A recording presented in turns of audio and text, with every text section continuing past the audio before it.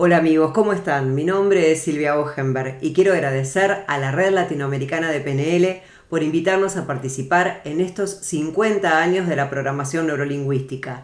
Muchas felicidades. Y hoy les voy a hablar acerca de algo que he titulado De mi mano hasta el portal. Y tiene que ver con el acompañamiento al fin de la vida utilizando herramientas de la programación neurolingüística. Existen pacientes con enfermedades graves y avanzadas que están considerados fuera de toda terapéutica disponible para la ciencia médica. Esos pacientes, por lo tanto, son candidatos a cuidados de tipo paliativo. La tanatología como disciplina se ocupa de este tipo de pacientes aportando herramientas para su acompañamiento a morir. Y existen múltiples estrategias y recursos para acompañarlos a ellos y a sus seres queridos en el camino hacia la muerte. Pero ante todo, a mí me gusta entrar en el mapa de mis pacientes y les digo, hagámonos amigos. Y me gusta a mí mucho la etimología de la palabra porque nada es casual, porque la palabra amigo viene de amicus, y amicus viene de amore, y amore viene de amor, y amor quiere decir no muerte. El prefijo a niega lo que le sigue, como anormal no es normal. Amor, no muerte. Donde hay amor, hay vida. Y es de esa manera que nos gusta trabajar en el equipo de salud. Por eso me gusta saber la fecha de cumpleaños de mis pacientes, sus signos, su equipo de fútbol, si tienen animales en su casa, cómo es su familia, porque eso nos permite estar mucho más cercanos a ellos y conocer su idiosincrasia. También son importantes los objetivos y tener objetivos claros, plantear objetivos claros y utilizar para esto los metaprogramas, porque cada uno elige cómo vivir y cómo morir. Y entre los distintos y múltiples metaprogramas que hay, entre víctima o protagonista, es importante que el paciente, se sienta protagonista de esta historia.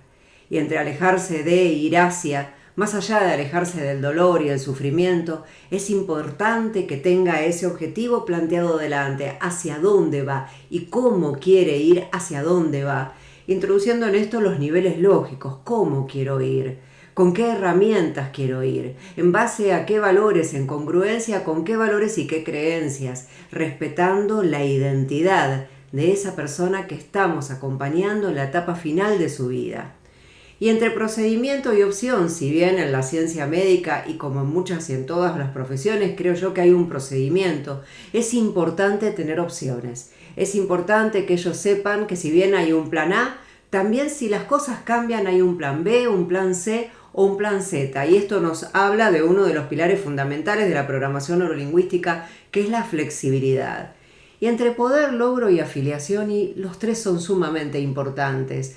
Todo paciente debe empoderarse en su decisión y debe empoderarse en este camino que va a recorrer junto a nosotros. El logro del objetivo es fundamental, sentirse bien, poder, si está en sus posibilidades, disfrutar de esta última etapa de su vida y vivirla en calma, vivirla en paz.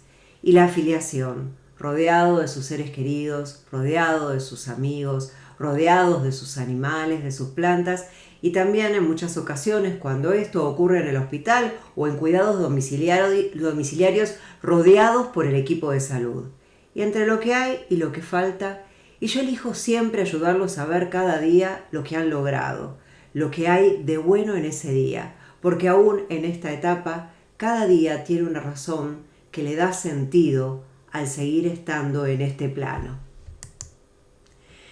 Y se llama De mi mano hasta el portal por mi paciente, una de mis primeras pacientes, Ana, porque nuestras manos se unieron desde que nos conocimos. Ella fue de mis primeras pacientes cuando yo era residente de primer año. Ella llegó al hospital a internarse un fin de semana porque tenía el diagnóstico de un linfoma, una enfermedad oncohematológica.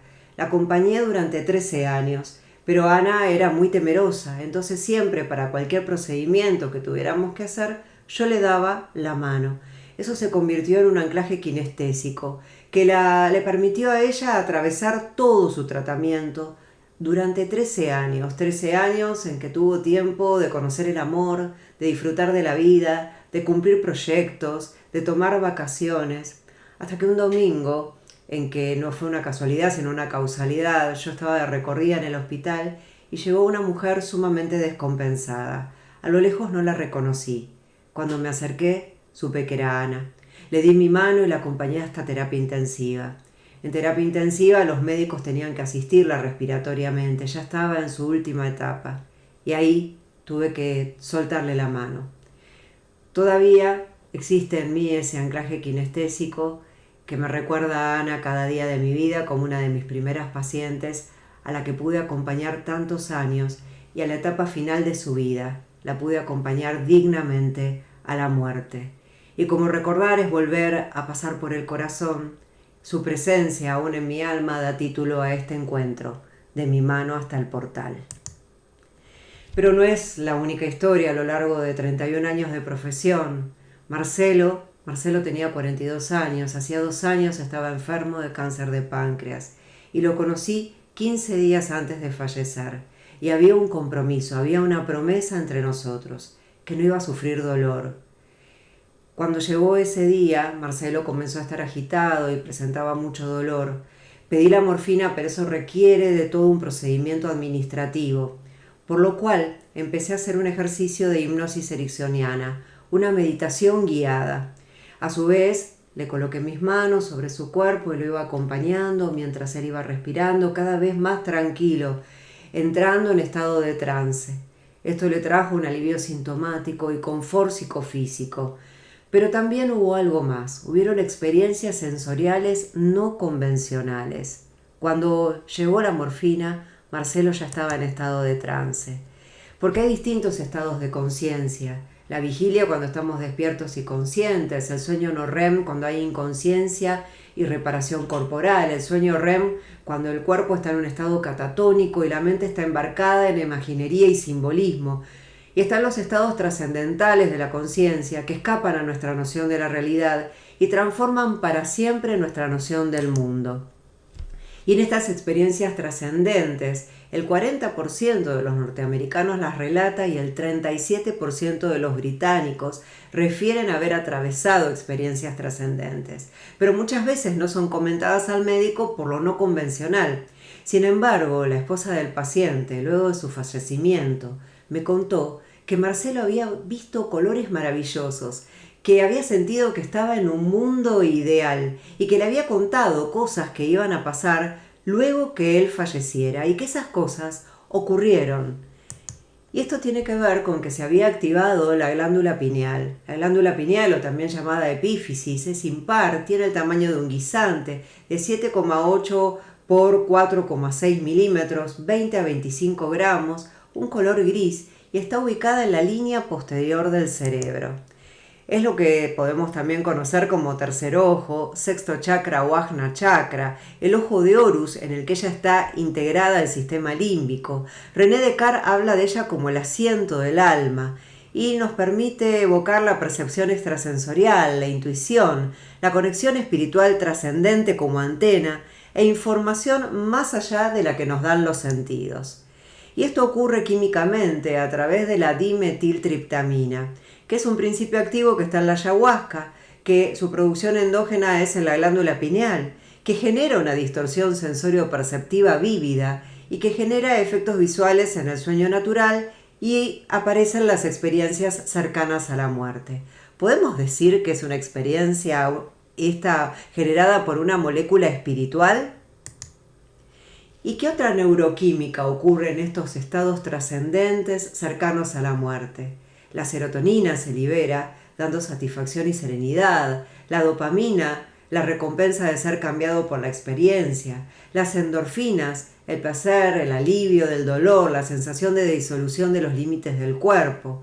La oxitocina, que nos da conexión con la mente no local. Y la anandamida, que nos da felicidad.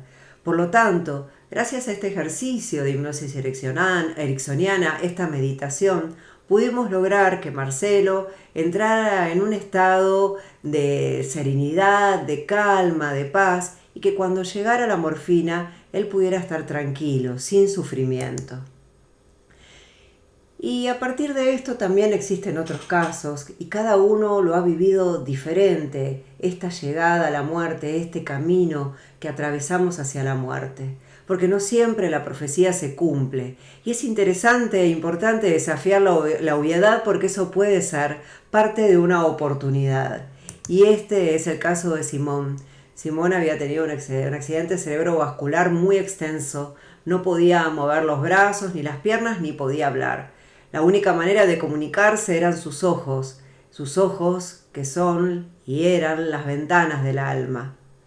Y con Simón así nos íbamos comunicando y de esa manera él vivió 2 meses y medio más. Cuando lo pasaron de terapia era para morir en el servicio de clínica médica. Sin embargo, sus ojos me decían que no, que él necesitaba y tenía algo más que hacer en este plano.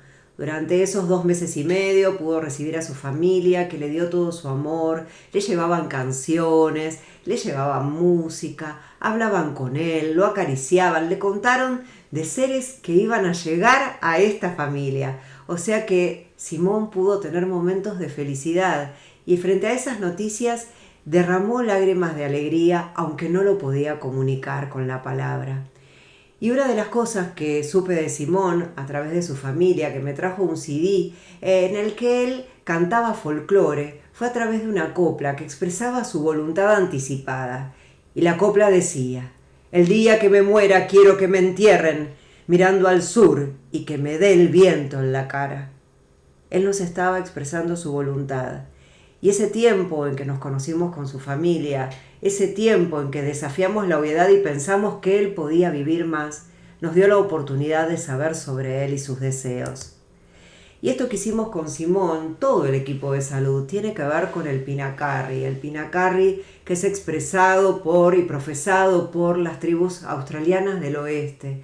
Y nos habla que cuando nos comunicamos en estas propiedades del buen comunicador, en que la escucha es tan importante, oír no es solo cuestión de oír, que es una capacidad humana, es un sentido.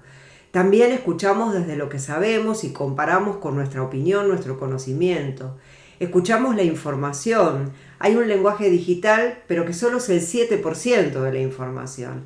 Escuchamos en contexto, le hacemos el espacio a lo que el otro dice, tomamos lo que nos dice y lo devolvemos, respetando las diferencias entre emisor y receptor. Y percibimos al otro además de oírlo. Y esto fue fundamental con Simón, porque observamos su fisiología, la de sus gestos. Ingresamos en el campo comunicativo de Simón, que en ese momento solo nos podía hablar desde su mirada. E interpretamos lo que él nos estaba diciendo, hasta el mismo momento en que sus ojos me dijeron basta.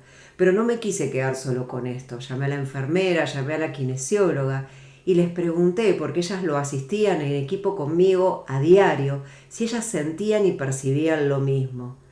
Lo escuchamos desde el alma, alentándolo a un ¿y qué más? Y en ese silencio, él nos comunicó con los latidos de su corazón, que ya era el final. Y también estaba con nosotros Giselle, que veía en cada internación una oportunidad para volver a volar. Y entonces con Giselle reencuadramos permanentemente, porque ella venía, se internaba, tenía mucho dolor, ella era muy joven, tenía cáncer de colon. Le pasábamos morfina, luego le dábamos el alta, y en esta situación de crisis, ella elegía la oportunidad, dejando a un lado la amenaza que su enfermedad podía representar. Y después de darle la morfina y calmar el dolor, se iba con morfina por vía oral y se iba a visitar un chamán en la montaña buscando una sanación, o volaba con su hermano que era piloto. Entonces, esta es otra forma de ver el reencuadre de una enfermedad y cómo frente a la crisis podemos verla como una oportunidad. Anita y el metamodelo del lenguaje. Anita tiene 92 años y una enfermedad oncohematológica muy grave. Una enfermedad que no podemos curar y que tratarla no solo no prolongaría su vida, no le daría calidad de vida, muy por el contrario. Es muy probable que al tratarla pudiera morir en el hospital por el mismo tratamiento. Entonces ella me dice, luchemos juntas, hacé todo por mí. Y realmente yo digo, ¿qué es todo, querida Anita? ¿Qué es todo? porque todo en mi lenguaje médico, en mi mente médica, sería dar un tratamiento. Y yo sé que dar un tratamiento oncológico específico podría ser más dañino que beneficioso. Entonces, ¿qué es todo? Y entonces ella me da una sabia respuesta. ¿No podés darme algo que lo disuelva y nada más? Qué sabia, ¿no? Y qué metáfora. Una metáfora muy ecológica. Y me dice, ya sé que me voy a morir. Y yo le digo, Anita, todos nos vamos a morir y nadie sabe cuándo. Pero cuando vuelva a su casa podrá estar en su jardín con sus plantas, los árboles, los pájaros, el sol. Y ahí hicimos un reencuadre de contexto y contenido. Y vas a poder entregarle al viento, que se lleve el viento, todas las sensaciones que se genera esa enfermedad, para que puedas estar en paz, disfrutando de lo tuyo y los tuyos. Y a propósito de esto le leí una historia, porque hay muchas historias que curan, y esta la escribió Albert Camus en su libro El verano, en 1953, y dice: en el medio del odio me pareció que había dentro de mí un amor invencible. En medio de las lágrimas me pareció que había dentro de mí una sonrisa invencible. En medio del caos me pareció que había dentro de mí una calma invencible. Me di cuenta, a pesar de todo, que en medio del invierno había dentro de mí un verano invencible. Y eso me hace feliz, porque no importa lo duro que el mundo empuje en mi contra. Dentro de mí hay algo mejor, empujando de vuelta. Y entonces Anita me miró con una sonrisa y aceptó que ella se iba a ir a su casa con todos los cuidados, con todo el amor, a disfrutar de cada día de esos últimos días. Y donde va el foco va la energía, y del mismo modo hacíamos con Luis, que tenía un cáncer de piel y una gran escara que había que curar cada día, y mientras el enfermero lo curaba, yo le contaba historias, y como sabía que a él le gustaban los animales y tenía sus perros, yo le cuento y le contaba las historias de mi perra Mila, todas las aventuras de mi perra Mila. Entonces, cuando terminaba la curación, él me miraba con una pacífica sonrisa. María, suave, frágil en apariencia, ella era el arquetipo de Perséfone, porque Perséfone al principio parece muy frágil, esa mujer niña, dependiente. María tenía un cáncer de útero metastásico, casi 80 años, y un día esa misma Perséfone me mostró su empoderamiento y me dijo: doctora, hasta acá, me quiero ir a morir a mi casa. Yo ya construí una familia hermosa, tengo un marido amoroso, unos hijos y unos nietos maravillosos. Ya hice todo lo que quería hacer. Ahora me quiero morir. Y se manifestó en esta faceta donde surgió el conocimiento desde las profundidades de su interior, buscando la sanación, y nos pudo guiar a nosotros, a su familia y al equipo de salud hacia donde ella quería ir. Y ella quería ir donde estaba su perrita. Y un día en que le faltaba el aire, la vio en la cama. La vio en la cama a su perrita que ya estaba fallecida. Y ahí yo supe que era el momento de acompañarla con una sedación, en un estado de confort, a ese momento del final de su vida. Porque esa perrita era un mensaje de su mente supraconsciente, la mente no local, la mente que nos permite unirnos con el universo y vernos desde otro lugar, desde un todo. Y es allí como la visitó su perrita que ya había fallecido y que murió de la misma enfermedad que María estaba falleciendo. Y ahí hacemos referencia a la mente supraconsciente y que no tiene que ver con lo lógico, no tiene que ver con lo racional. Es esto de sentirnos parte de un todo, y la comunicación viene desde allí. El mensaje para la sanación y para la conexión viene desde allí. Y 103 años, nunca es tarde para hablar. Y ella tenía 103 años. Y ahí le llevamos a Ferdi y a Tatatiti, su alter ego. E hicimos terapia con objetos intermedios en una viejita de 103 años que no había hablado desde hacía meses. Y llegaba a nosotros también en la última etapa de su vida. Sin embargo, gracias a Ferdi y a Tatatiti, a esta terapia con objetos intermediarios, utilizando objetos concretos o simbólicos, y hacen más fácil que el paciente pueda expresar sus emociones en momentos difíciles, ¿sí? Van más allá del sujeto. Nosotros quedamos muy por fuera de todo esto. La música como metáfora en el anclaje, pacientes a los que todos los días le canto en su camino hacia la quimioterapia, para que sigan recobrando las fuerzas para seguir adelante. Y esa música se convierte en un anclaje, en una motivación para ir y venir cada día de mi mano hasta el portal. Por eso, la forma en que acompañamos a nuestros pacientes en la etapa próxima a la muerte marca una sustancial diferencia. Contamos con técnicas poderosas y costo efectivas para enriquecer el vínculo y la experiencia. Ofrecemos confort y dignidad en esta etapa de su vida. Y ante todo, mucho amor.